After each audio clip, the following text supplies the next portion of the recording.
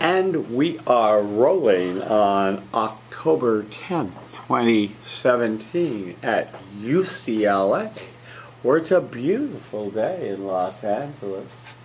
The sunshine is shining as it usually does. Eat your heart out, East Coast. And Justin is going to share with us his experiment about communicating respect non-verbally. Do we have a timer? Yes, please. Go for it. I'm Justin. Hi, Justin.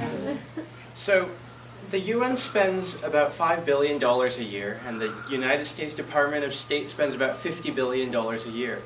Obviously, they're trying to communicate that respect is very important to them.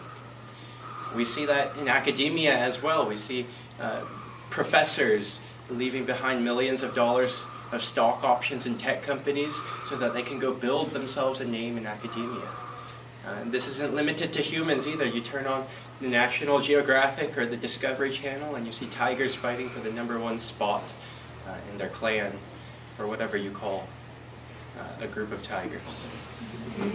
So, in this experiment, I noticed 3 things about respect. The first being the good thing is that everybody seems to have a sense of respect. The ugly thing is that respect is often confusing based on cultural expectations and based on how you were raised. And the bad part is that a lot of times respect can be misconstrued as even an insult. For example, a peace sign can be taken as a middle finger in other cultures. So with this experiment I used both displays of respect and gestures of respect from both my Chinese background and from growing up in America and learning that for 18 years. So for the good part of respect, respect seems to be universal. One of my experiences included an interaction with an acquaintance who I did not believe was very respectful to begin with. He would never speak to me with honesty. He would never look at me in the face when we were speaking. So this time, for this assignment, I looked him in the eye, I reached out my hand, and I introduced myself again. And to my surprise, he looked me straight in the eye, he gave me a firm handshake, and he spoke to me respectfully. This shows that respect is universal, even for those whom I thought respect was so far out of their reach, and I thought they were completely unrefined. He knew how to show respect when I showed it to him. The ugly is that respect is often cultural. We see this in my experience when I was speaking to one of my elder friends. He's quite a bit older than me, and in Chinese culture, when you speak to an older person, you aren't supposed to look them directly in the eye. You're supposed to look down at the ground and speak softly, which is which differs from American culture. So I was looking down on the ground and I was speaking to him, but he thought something was wrong with me. He thought maybe I was sad or something. That proves that, that shows in my experience that respect is often cultural and isn't the same across all cultures. And moving on to the bad, I noticed that respect is often misconstrued and is often taken as perhaps a sign of insult as well. I saw this when visiting my student affairs officer in my department, and I looked down on the ground and I was speaking as a Chinese person would do to their elder, and she looked at me and she said, "Young man, look at me." She wasn't very happy with this. So I did as she asked, and I realized that sometimes my Chinese gestures of respect might be taken as insults. Now, going back to the United Nations and to the United States Department of State, why do they spend $50 billion and $5 billion on their annual budgets? It's because they want to make sure that they are showing respect to cultures appropriately. And that's what I learned. Thank you. All right, let's start over here. What'd you like? Well, I like how you Name? Sydney. Hi, Sydney. I like how you walked around the room. I think that was really good. You spoke clearly. I like the way you organized all your topics and how you brought in your different cultural background. The speech that wasn't just like, oh, I did this, like in one cultures, like you showed like the differences between them. So Okay. Thank you, Sydney. Ruma? Patricia. Hi, Patricia. And I like how you brought in the stats of the UN and the US, but I was a bit confused on how them spending that much money meant they respected their cultures. Perhaps if you could include the programs that they invested in that showed respect and understanding towards other cultures, that would have been a bit more clear.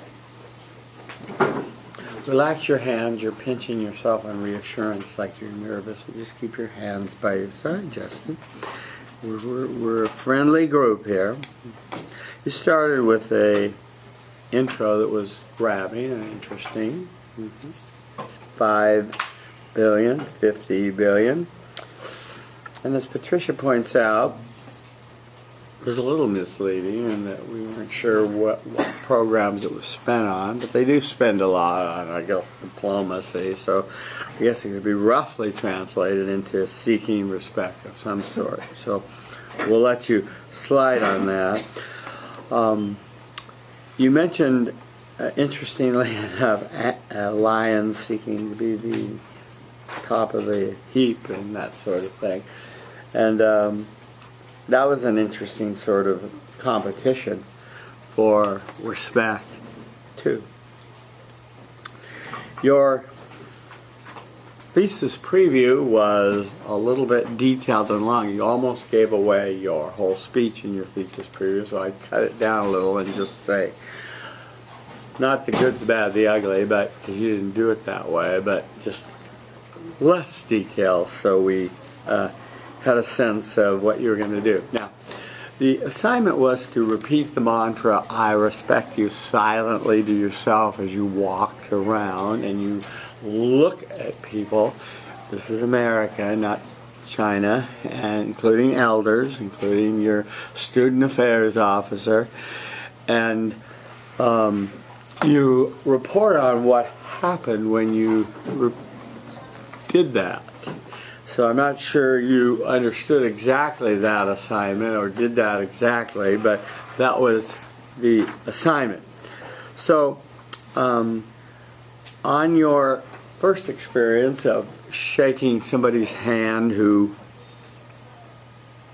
you felt had disrespected you or had been at least neutral toward you before, you felt that was a good positive gesture of respect, and if it was motivated by you repeating the mantra over and over again, I respect you, great. If you were trying to substitute gestures like nods and smiles for the mantra, okay, but the mantra is what we're after in practicing, okay?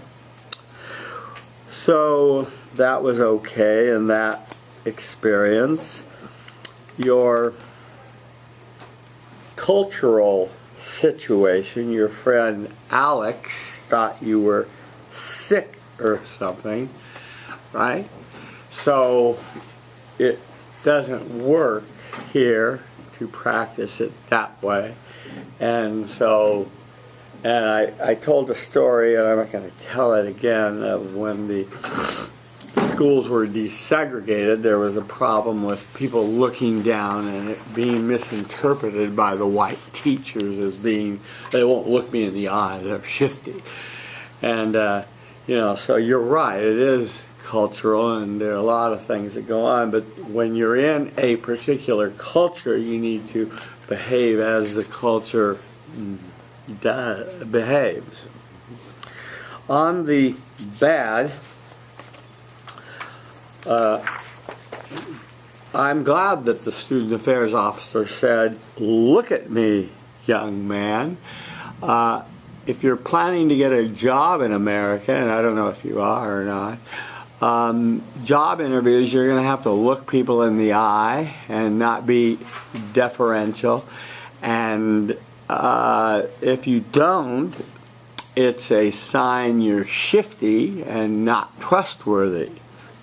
So I wouldn't practice this looking down so much as a sign of respect from another culture. We're not staring or glaring at people and saying, I respect you, and staring over and over again. We just look, I respect you, and look away. And that was the assignment. I'm not sure you were here for it or not, I don't know. You had a good, let me end on a positive note, you had a good tie back to your beginning. So you understood that concept beautifully. And I like that you came back to the 5 billion, 50 billion, and you ended on what you learned. When you watch yourself tonight on YouTube, you will see that you're doing a lot of this, grasping your hands together. Try to keep them by your side and just gesture like this very naturally if you can. Other than that, nice job. Thank you. Okay. Anybody else in that row need to do a respect fit? Yes, sir. I think you have to wear the hat, huh? Yeah. Bad hair day. Yeah. Okay. All right. He's in the green square, green rectangle. Let me get the camera set on you. There it is. Roberto is managing attention, communicating respect, making sure all phones are away, all eyeballs are on you, all computers are closed. Close it and keep it closed. Closed computer, thank you. You know the rules. Finding friendly eyes near the front and the center. Say your name. Feel the lust of your speech. Alright, everybody, my name is Roberto. Hi, Roberto. Alright, so last Tuesday was my first day in class, right? And it didn't take me long to realize that I was already behind. I came in, and everybody had their papers ready to give a speech. And as I was listening, I realized that we had to conduct an experiment, a social experiment, where we had to non-verbally express respect by whenever we see somebody, say, I respect you, inside, internally. Now, I never done that before, as many of you probably haven't either. So, as I walked out of the class, I kept thinking, where am I going to do this? What could be the results? And I just kept thinking, okay, where am I going to apply this? Next thing you know, I was in Bruin Walk, and I was like, hey, perfect chance. So I started off with the bad. So as I saw the tunnel of humans like flyering, I was like, I'm going to give it a try. I'm going to go up to them. I'm going to reject the flyer as I usually do, but I was going to do it in a very respectful way. I was going to say, no thank you, as I looked them in the eyes and internally said, I respect you. Good. And kept going, I respect, no thank you, no thank you, no thank you, no thank you. Inside said, I respect you. Now, some results are pretty good. Like, people were like, oh, it's fine, like, don't worry about it, maybe next time, which usually you don't get. But it turned bad because some people, like, took my eye contact and wanted to force a flyer on me, or took disrespect the fact that I admire their presence, and then still rejected their flyer because I didn't want to be in the club. So some people took offense. So that's how it turned bad. Now, I'm going to go with the ugly.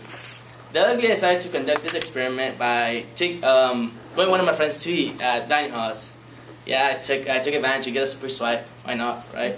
And as I was thinking, I was like, okay, like, the way I'm going to do this is, as soon as I'm not going to start until we get our food, right? Then once we got our food, right, I sat down, I was like, okay. I looked at him, I was like, I respect you, and I'm going to give you my undivided attention.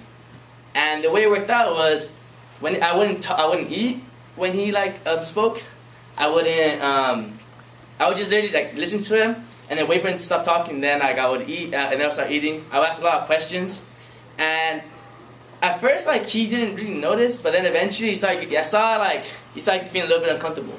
And then he kind of asked me, like, what's up? Why do you have, like, this, like, smile on your face, and why are you, like, and then, like, I told him, I'm just interested in what he had to say. And eventually, like, I had to tell him about my little, like, experiment, because I saw he felt so uncomfortable.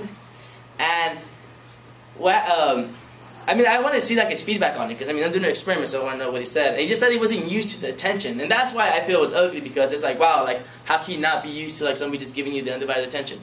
So now I'm gonna go to the good, or more great, because honestly, like it worked out pretty great.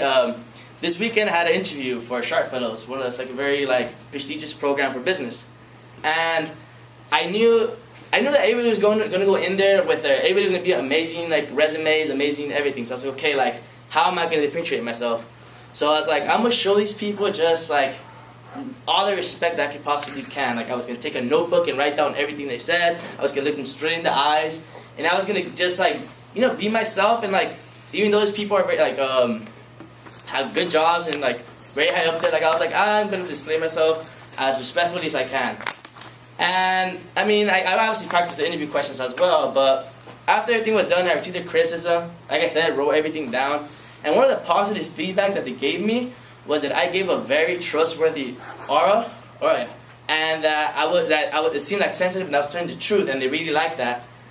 Later in the day, I got the email that I got into the program, and I didn't think it was because of my great answers. It was just the fact that they liked me because I gave them that speech. I gave them that respect.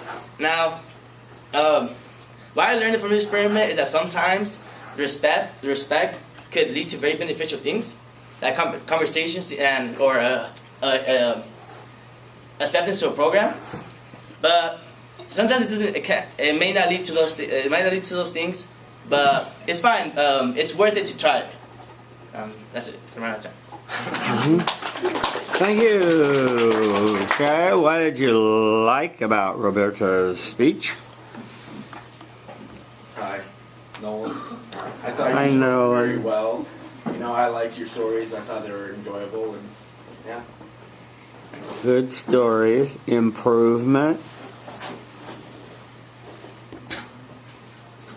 Improvement. My name's Adonis. So What's your name? Adonis. Adonius. Hi, Adonius. So I liked your speech. I think it was really good. The only thing I would just improve at the end is because you used the word on a lot. But I mean, I'm pretty sure it's time Sunday. Yeah, it's because time was written out. Well, let's start with that, Roberto. If you want to get over that, and I trust that you do, work with somebody, a live person, when you practice your speech. Have them raise their hand every time you say and you'll see how often you do it, or watch yourself tonight on YouTube, and see how often you use it, and then you'll get out of the habit of doing it. I liked your speech a lot. I thought you are a very likable speaker, and that's good. Let me say the biggest concern I have was this constant pacing back and forth. I couldn't keep you in the camera range.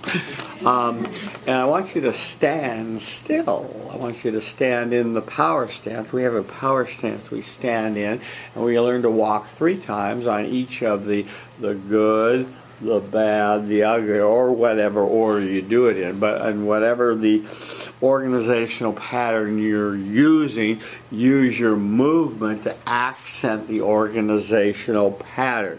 So tell us about your morning, and let me see you walk. Okay, let's see.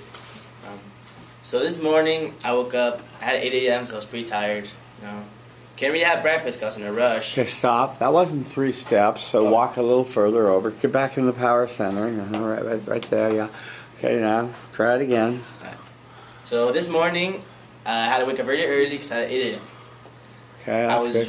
Oh, now you stay there, and you stay there for the full first part of your speech. See, you stand in the power, come to the power center, and toss to this part of the room. Glance over at them, but they'll work this side of the room. Okay. Right. So keep talking, Okay. Okay. So this morning I had to wake up very early because I had 8 a.m. Didn't have much time to do anything. Just had like a quick cereal for breakfast, and then had to eventually rush over. The class was pretty boring, so it was hard to stay up. Had to leave the class to get some coffee, but eventually I got through it. Good. Now let's see you walk 5 steps, and let me tell you one thing you're doing wrong already. You never want to turn your back or your side on the audience. So you kind of want to walk cheating forward, and you step with the foot the direction you're going in first.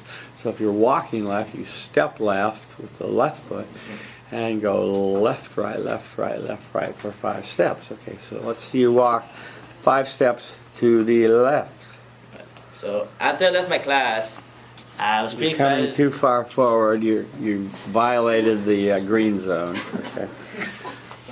It's a green line there. That's Kinda like shimmy? No, in the green line. Yeah, sidestep. No. You can just practice. See that green line? You can't come in front of that because I'll bump into this sweet young lady behind me, and she won't like that. Yeah. Okay, go on. That's right too. You're right. And walk and talk. After I left the class, I got a break, which is great. That's 3, 4, 5. Now work this side of the room from the power stance. Talk to them a while. So after I left the class, it was great because I got to work on my speech again. I had to do some adjustments because I had it ready for Thursday, but I felt that this experience Saturday might look very well in like my speech. Glance over there while you're still occasionally look over there, so you're not just focusing on them. Yeah. Now 3 steps back to center for the finale. 3 and back into the power stance. So after I was able to work on it, I was happily able to finish it, print it out, and then now I'm here presenting to you all and practicing my steps. Good. Okay, let me say some more about the speech. Want to have a clear preview of what you're going to do. Step back a little bit if you could, please. Yeah, thank you. Want a clear idea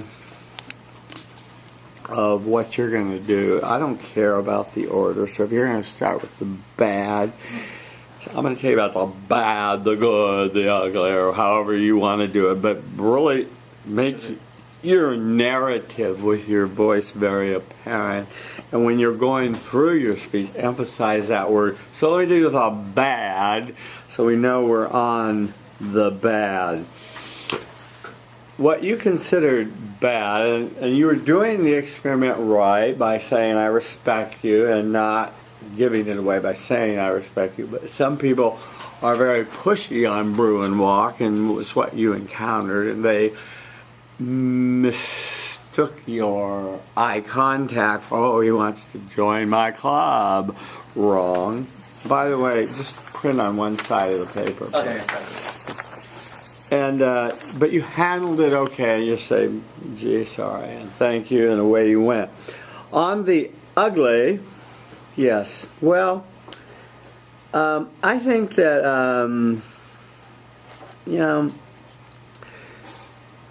I think that you kind of did the experiment a little bit wrong in that in saying I respect you as you're listening to somebody you're talking to, that doesn't mean you shut up and you don't talk, but it does mean you are a better listener and you do listen to what people say, what they can't say, and you don't always rush to dominate as many males do when they're talking to, especially females, dominate the conversation, right?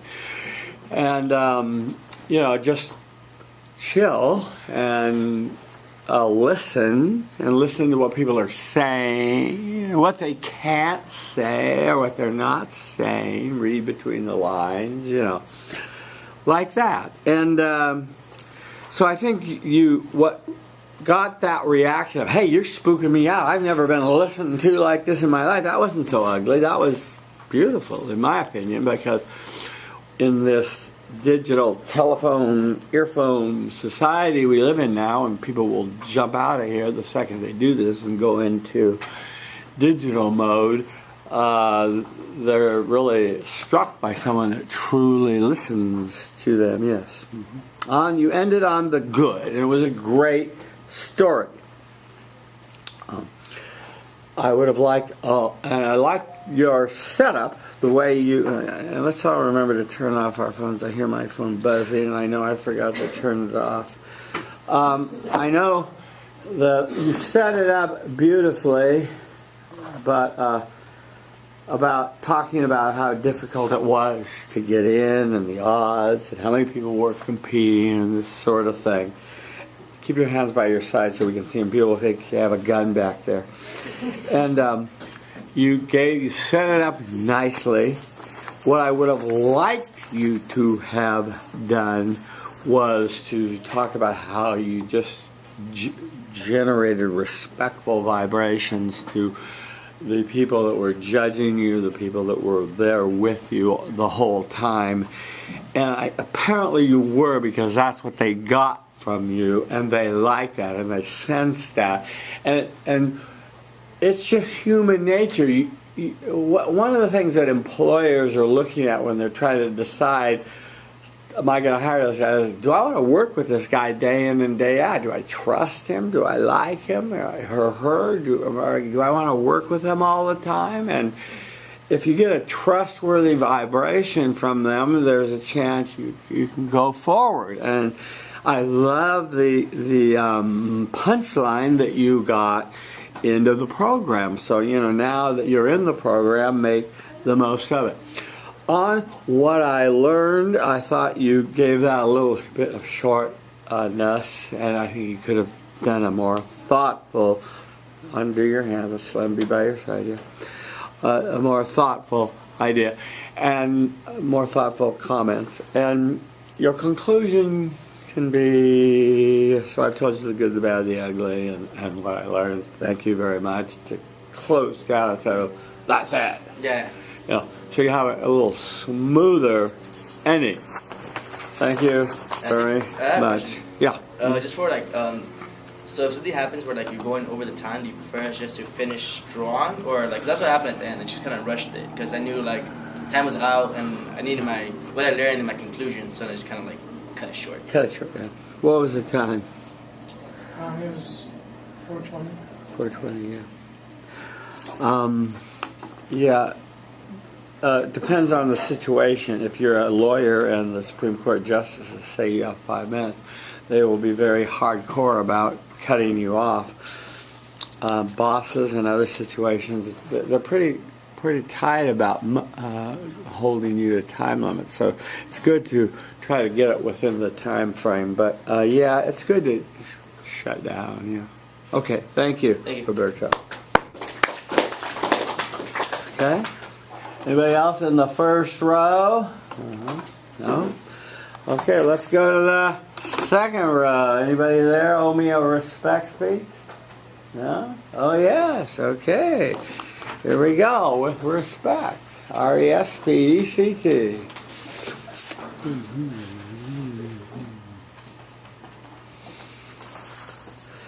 Iris. Oh, I love the name. Thank you.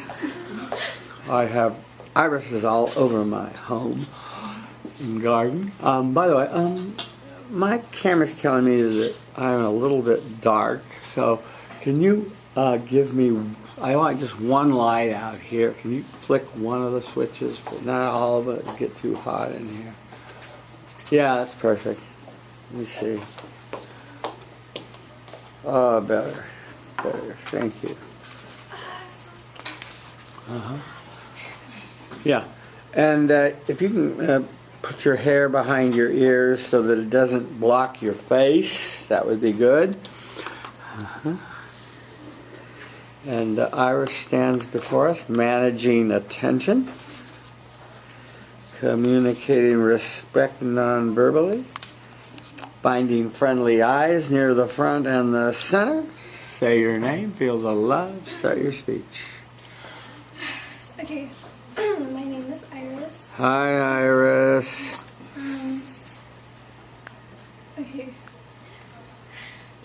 Henry Frederick Amiel was a Swiss moral philosopher, and he stated, "There is no respect for others without humility in oneself." Humility is the quality of being humble and putting others before yourself, and it is a necessary trait for you to have in order to show respect.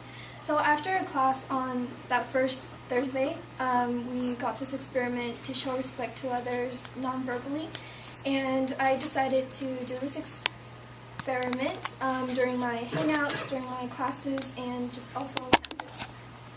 So there were no bad or ugly stories necessarily, but I did find it a little more difficult to show respect through my actions in certain situations more than others. So I will share with you my experience and what I learned from it.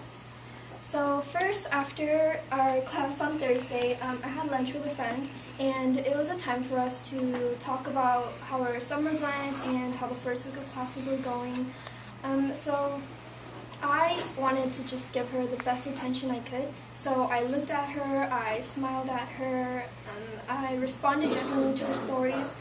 I also tried not to look at my phone because I wanted her to feel comfortable sharing.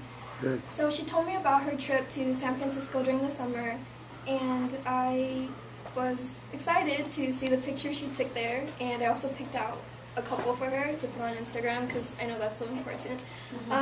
She also told me about the personal struggles that she was going through recently, and I wanted her to give her my best advice, and I listened carefully. So overall, this lunch was successful. It was a great time to catch up with a friend and give encouragements to each other. So next, I also wanted to show respect to our professors in class, because I know as students we're very overwhelmed and very stressed during school that we don't really think about our professors and how much time and effort that they put into our classes. So I thought a good way to show respect was to pay attention in class, arrive to class on time, and also not like fidget around in the desk, because I know sitting down in a chair for a long time is really difficult, so we tend to move a lot sometimes. So it was going pretty well until like an hour went into the class, and in some of my long classes like an hour and a half went in, and I caught myself slouching and kind of like playing with my pen a couple times. But as I left the classroom, I still made sure to look at my professors and tell them thank you. So finally, this was the hardest part for me, was Brew and Walk. And when I heard Roberto sharing us about Brew and Walk, I was like, wow, I wish I had that courage, because he seems like such a bright person, but I tend to be very shy and awkward with people I don't really know, and Brew and Walk is that place where everyone, like, I don't know them, and there's so many of them. But I decided to give it my best shot. I looked up at them as I was walking, or I tried, kind of. I also tried to repeat "I respect you" in my head, but I'm not sure if it like got across very well. I also, if I didn't want a flyer, I did say no thank you to them, and a couple of times I did accept a flyer, and I tried to smile. I don't know if it went well. I hope it went well. I hope they felt that I did appreciate them, because I thought about the students out there handing out the flyers, and I know they stand out there for a really long time, and they're just trying to welcome people, give information to people, but as you guys know, most often they're ignored or avoided. We walk around and stuff.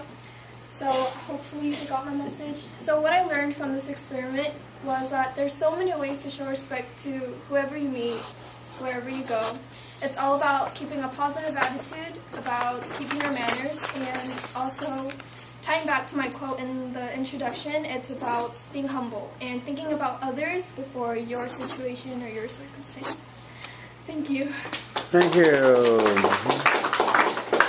Okay, move back to the center where that plug is. That's the center of the room. Thank you. Good. Okay, what did you like about Iris's speech? We're going up and down the rows, folks. There's a pattern here. Hello. Okay, let's go. I thought your speech went really well. I thought your examples. Name. Natalie. Hi, Natalie. Okay. I thought your examples were really great. And like I liked when you decided to walk back and forth for this speech. Especially like when you were talking about like your experiences, like talking about how like you're normally shy. Like that gave you like the audience like a sense of credibility, because they like understood who you were as a person, so they understood like how much like it meant to you to like go out of your comfort zone to try new things. So I thought it was really awesome. Okay. Improvement. Aaron. Hi, Aaron. I thought you started out talking a little fast and kind of quiet, but as the speech went on, you sort of settled into a more natural speech cadence. You could probably still be a little louder if you wanted to, especially if you had a larger audience on this, but just something to consider for the future. Those are good comments, Aaron. Would you like to come in now? Thank you for waiting respectfully outside. Mm-hmm. Iris, yes. liked your speech. I liked your quote. It was a good one. And it put a new twist on the whole concept of respect, which I liked. And it's true that it's a prerequisite and it's an important dimension of respect to have humility. And if you do have that humility, the respect you show as you define humility is putting others before yourself, listening to others, that sort of thing. Then your respect vibrations are much more powerful and sincere. So thank you for that quote, and you tied back to it nicely at the end, showing you understand the concept of the tie back. One concern I have, get in the power stance, feet wider than your shoulders. When you walk, yeah, there you go. When you walk to the different positions, get to the power stance and stay in it. You walked over and then you kept your feet together in a closed position. So stay in the power stance when you're done walking, okay? On the preview, you basically said it all went pretty well. There wasn't anything very bad. Maybe Bruin walked a little bit, but it went pretty well. And so that was, you warned us that's how it was going to go. So that was fine.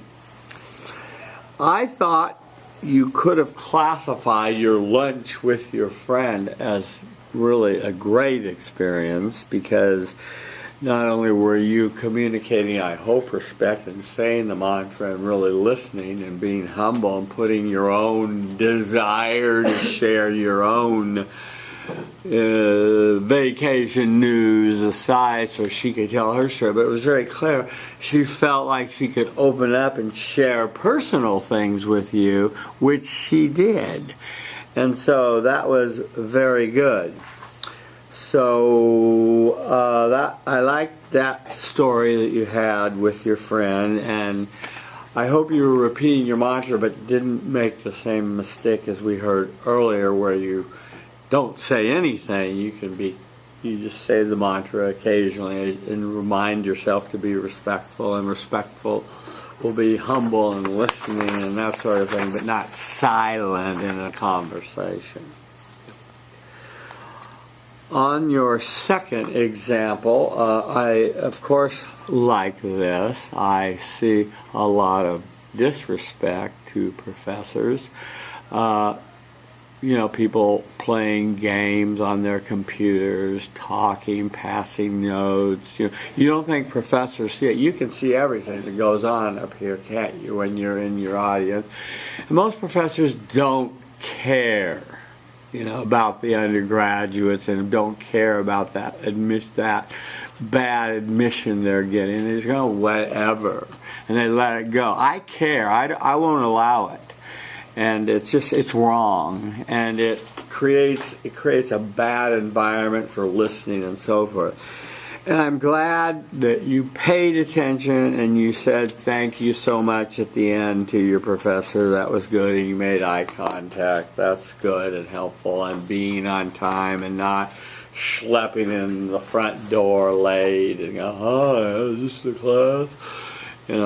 Stuff like that, can be very annoying.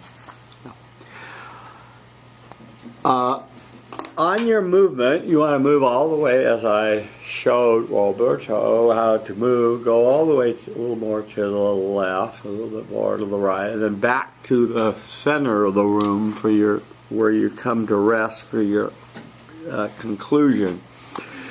Here you talked about Bruin walk, and you tried to relax your hands. Don't hold your hands here. You tried to say, I respect you as you were walking down Bruin walking. You felt that it kind of worked, maybe didn't work because you were shy and you didn't really want to make eye contact. But it made you appreciate the students that were what we call flyering, or trying to get converts to their club.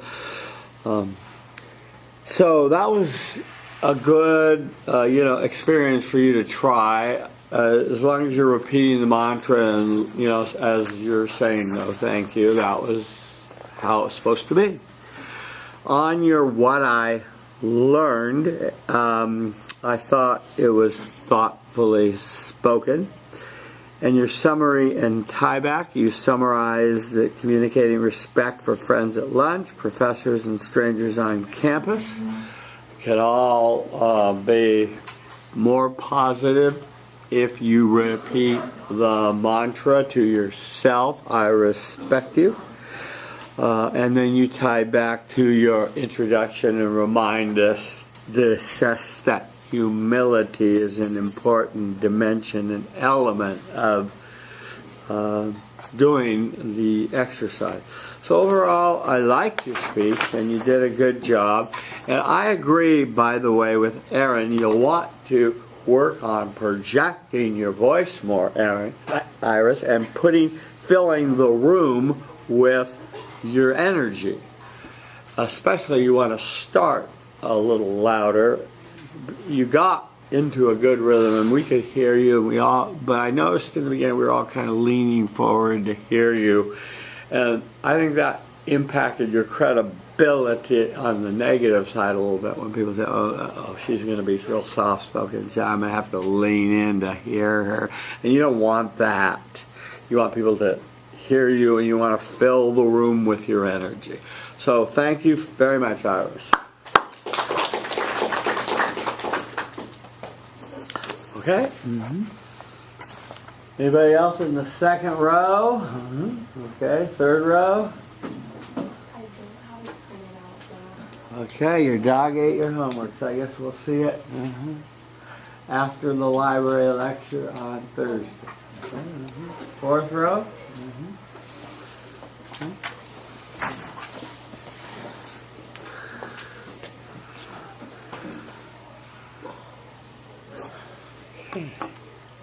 Very nice contrast to the white background. Thank you for not wearing white or gray.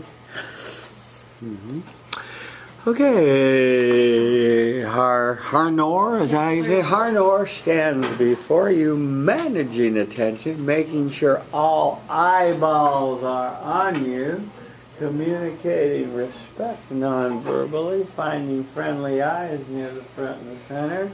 Say your name, feel the love. Start your speech. Hey everyone, my name is Harnor. Good afternoon. Hi, Harnor. So today I'll begin by talking about how I first felt when I got this assignment. Last Thursday was my first class in this lecture. I had just transferred in, and I was feeling pretty overwhelmed and pretty nervous about this assignment because I didn't really know anyone yet. I felt already behind. And I also felt a little dubious about whether or not doing this experiment will have any kinds of results that I don't normally experience day to day. But I did decide to take my chances. I decided to take this nonverbal experiment seriously, and I tried to repeat, I respect you, in every single interaction I had with people. I will be discussing the good, the bad, and the ugly experiences that I did have after doing this. I'll begin with the good. So, after lunch on Thursday, I went to Cafe 1919, and I decided I'll start my experiment then. I decided that I'll try to be open, I'll try to be inviting, I'll try to be polite to everyone around me. I took my earbuds out, I kept my head up, I put my phone away, and I realized that when I was doing that, I became more attentive. I was more conscious of how I was observing people. I noticed at Cafe 1919 there was a worker and she had a cast on her wrist. And I asked her, are you okay? How did that happen? I told her, I hope you don't have to have a long shift after this. And she seemed pretty surprised that I had noticed that. She told me that I was the first person that came in today to talk to her about that. And I honestly was a little shocked because I thought, I like to think that most people on the Hill are pretty respectful to each other. But I realized, we can all be good to be a little more attentive, because when I was attentive, I noticed this about her, and I made her feel a little bit happier. Even if it was just a little bit, I feel like that did mean something for her. That was a really good experience I had, but unfortunately I did have a bad experience. I went to Rodeo Drive this past weekend with my roommates. We aren't from the LA area, so we decided to do a bit of touristy things, sightseeing, that kind of stuff. And we noticed that there was a very pretty flower wall that people were taking photos in front of. And we wanted to take photos in front of there too. It was really colorful, it was pretty. So we noticed that there was a line of people waiting to go take their photo, and we got in the back of the line to wait for our turn.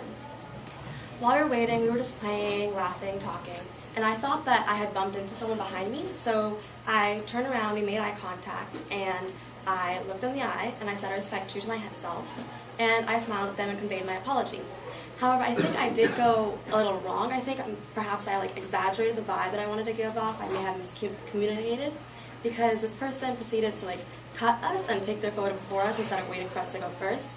But I did also realize later on that they seemed to be a tourist from abroad. Perhaps they had different social cues from where they come from.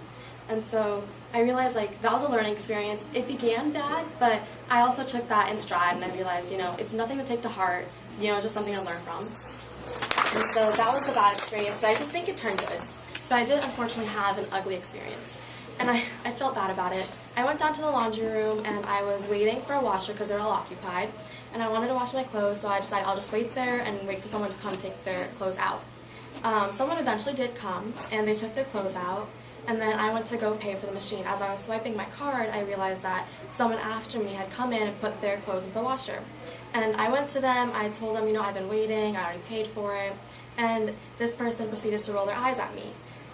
In that moment, I chose to repeat the mantra once more because, I wanted to give them benefit of the doubt. Maybe they had a bad day. Maybe they already came back, before this time and tried to wash their clothes before me. And so, in that moment, I chose to apologize to them because even though it wasn't necessarily my fault, I believe, it'll appease the situation.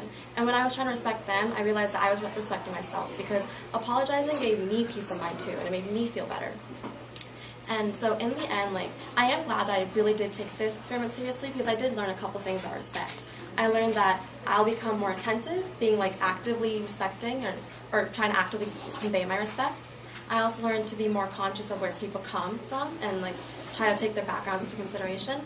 And I also learned that, when I'm trying to be considerate for other people, I also learned to be more considerate towards myself. Thank you for your time.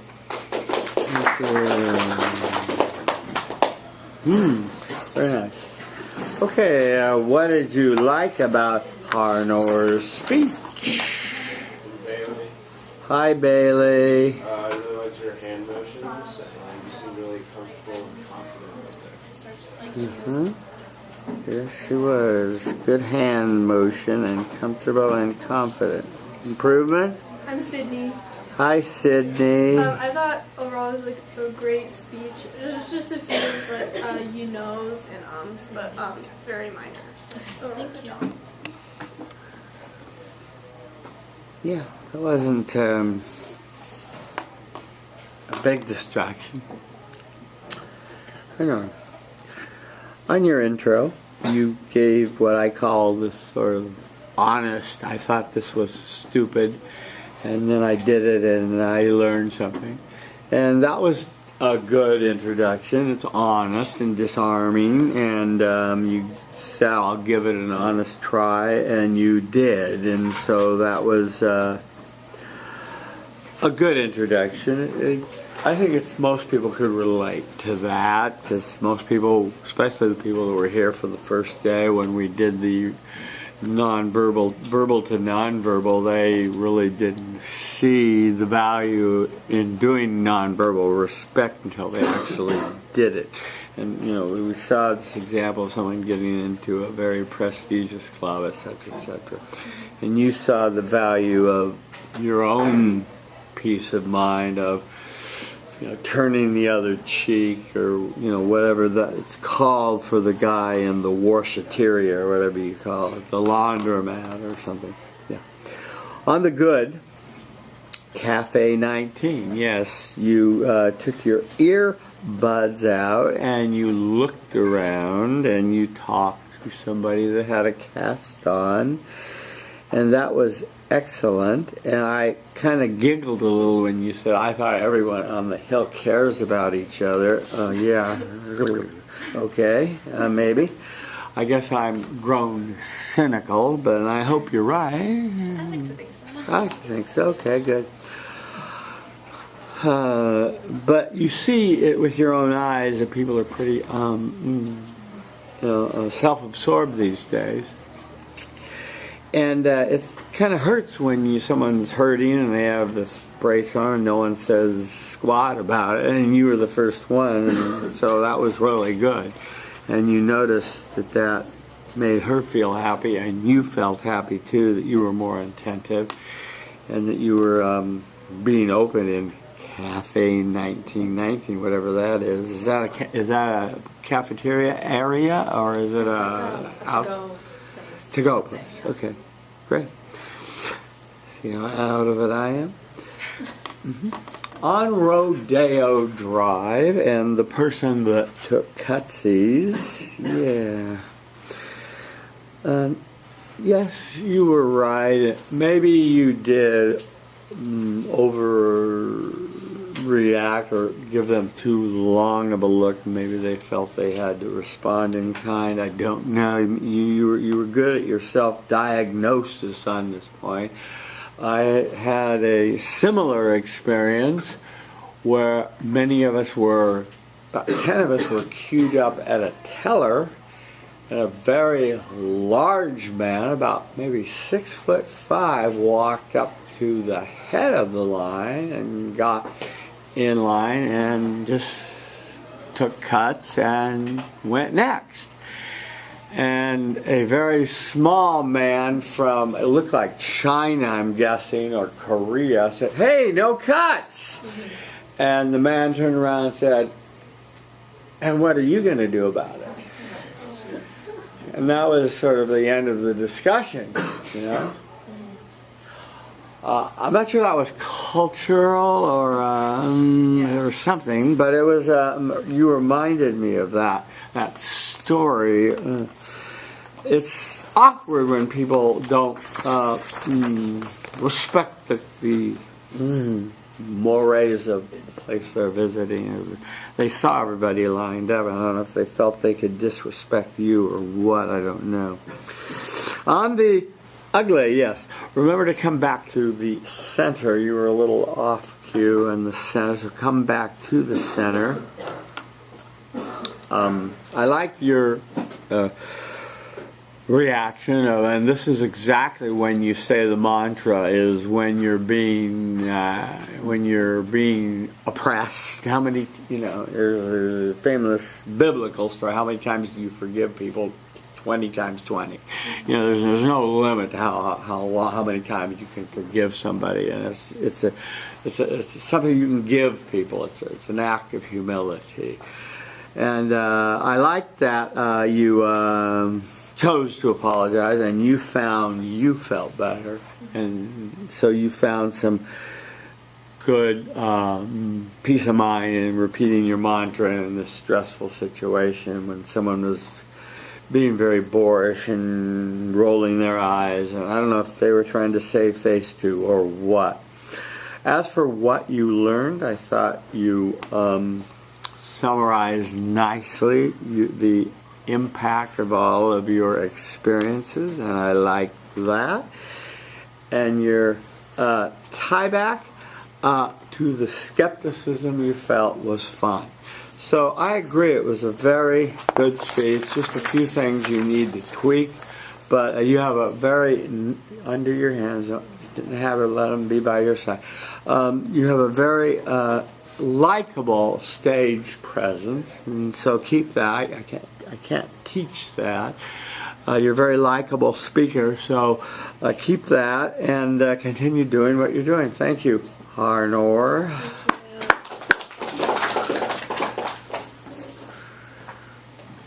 Thank you for waiting outside respectfully. Anybody else in this row? Yeah? I can go. It's just me littered with coffee. Littered with coffee? Yeah. I mean... I can do it. Yeah, great. Okay, good. Mr. Littered with coffee. Yeah, okay, good. Okay, Mr. Littered with coffee. Yeah. Okay, What's the name of Sam? Sam. All right, Sam. Mm-hmm. Oh boy, you're a different size than the last speaker. Okay, I have to just see, boy. Okay.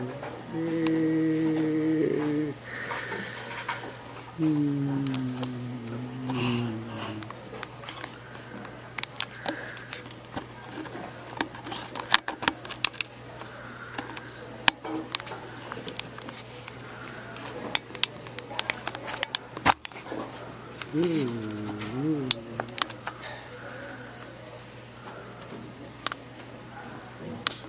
a little bit that way, yeah. Okay. Stands before us in the power stance, managing attention, communicating respect non-verbally. Ah, she's texting. Evil. Put that evil phone away. Finding friendly eyes near the front and the center. Say your name. Feel the love. Start your speech. Hi everyone, I'm Sam. Hi, Sam. So over the past 18 years, I've lived in 3 distinctly different regions of the U.S. I've lived in the Northern Rockies, out in Montana. I've lived in Kansas City, in the Midwest, and I've also lived all around the Northeast, Connecticut, Jersey, Massachusetts, all the different periods of my life. And if you were to ask me, what is the main difference between those various regions? It's the way that people communicate. And up until this past week, I always attributed that difference in communication purely to how people verbally communicated. Because if you go to the Northeast, people are kind of stoic. They're cold. They don't really want to talk to you past the business that they need to get done. If you go to the Midwest, if you get caught up talking to someone for more than about 30 seconds, they will talk your ear off for about an hour. And finally, in the Northern Rockies, I live in a ski town where the whole stereotypes about ski bums really hating outsiders and only liking people who come across as locals is definitely true. So there's really 2 different ways that people verbally communicate with strangers there. Now, I came into the class on Thursday, and I was excited because I've never lived on the West Coast, and this Respect experiment gave me the perfect opportunity to learn how people prefer to communicate out here on the West Coast.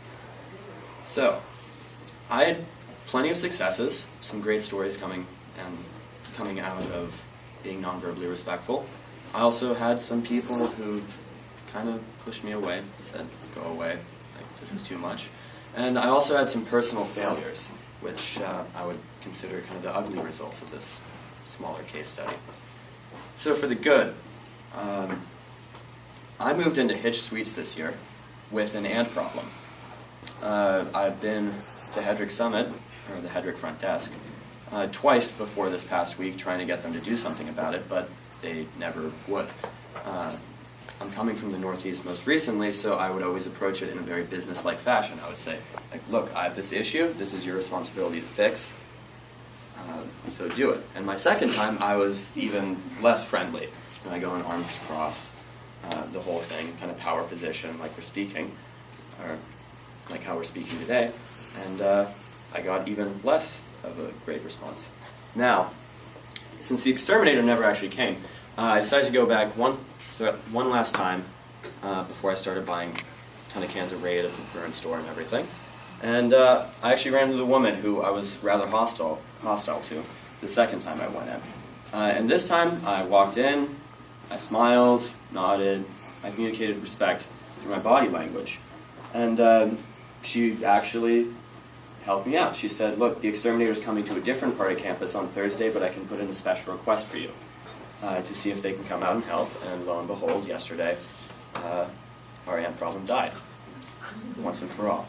So, moving on to the failures. I was trying to be friendly to pretty much every stranger I could be, and that included a lot of the BCAF staff, like some of our other people speaking today said. I went in, there was pretty much no one in line, and I thought, you know, it's a perfect opportunity for me to try to meet one of the people working here. So I walked up, made my order, and I was like, how's your day going, man? He goes, good, next.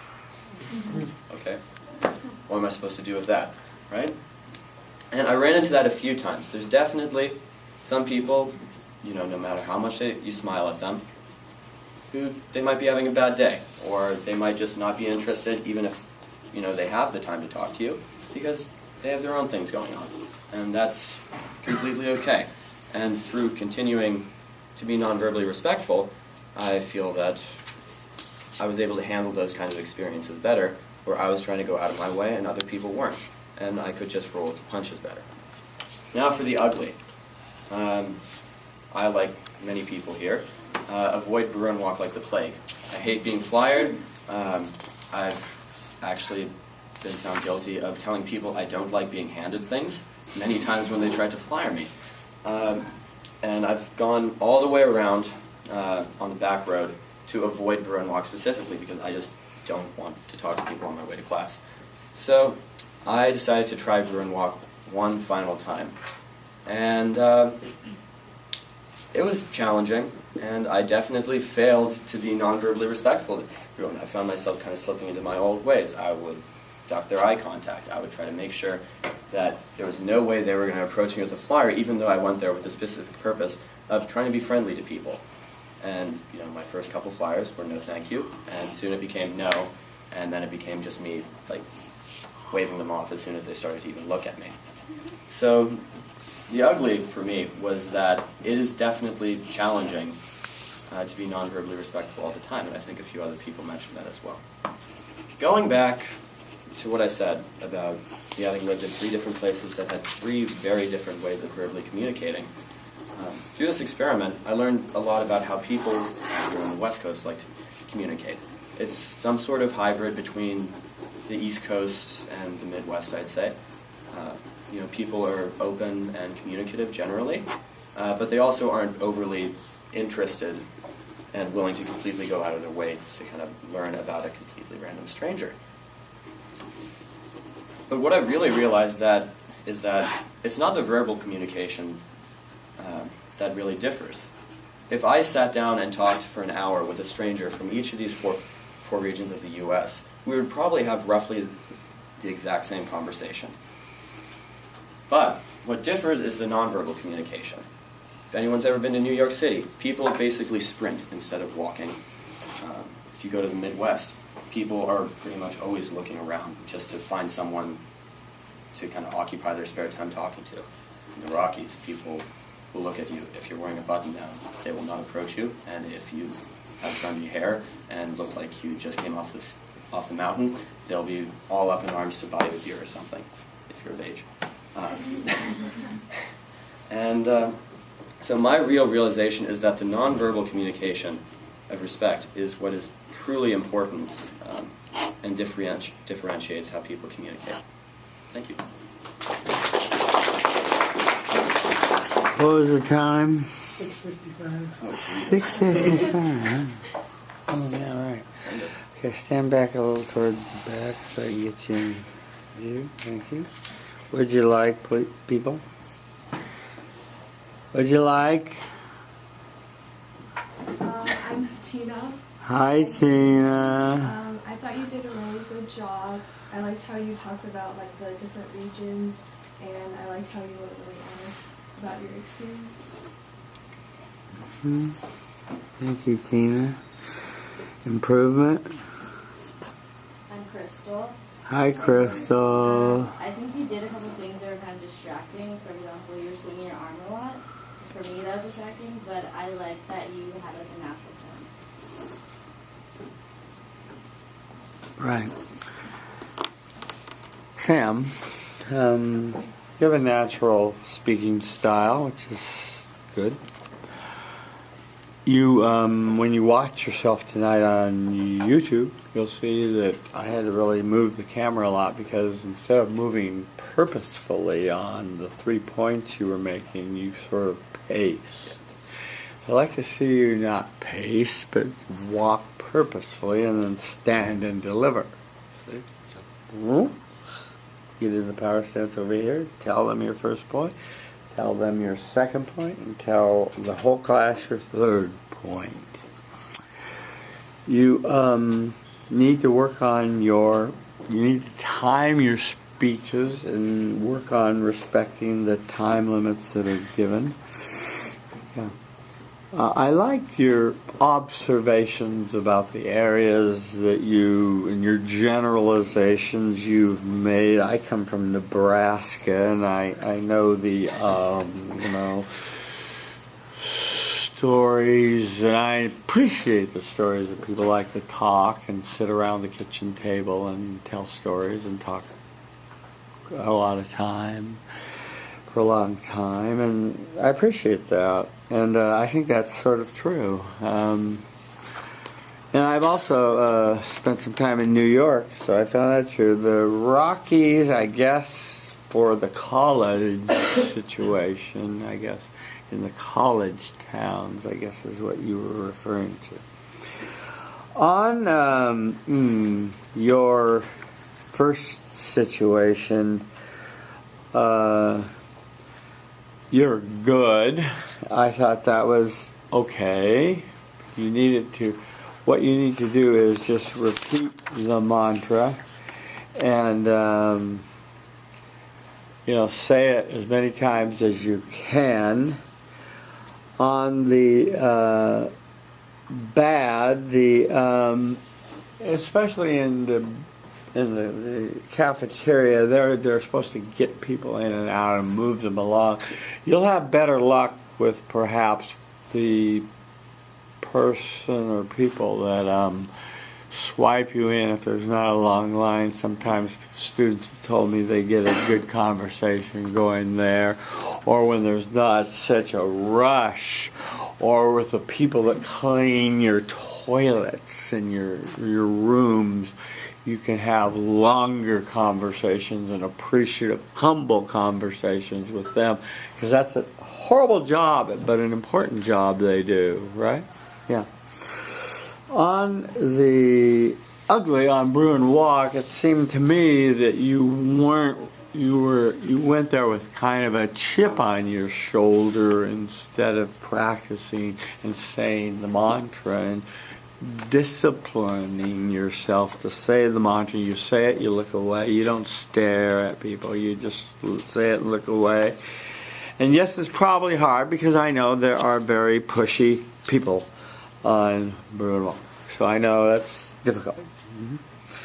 What I learned, okay, and you tied back to the coast people, so that was good. It was just a bit too long. But thank you, Sam, for sharing your experiment.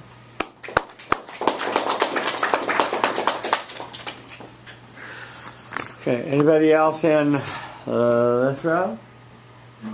Okay. Anybody in this row? Yes. Hello. Oh, Tina, you're elected.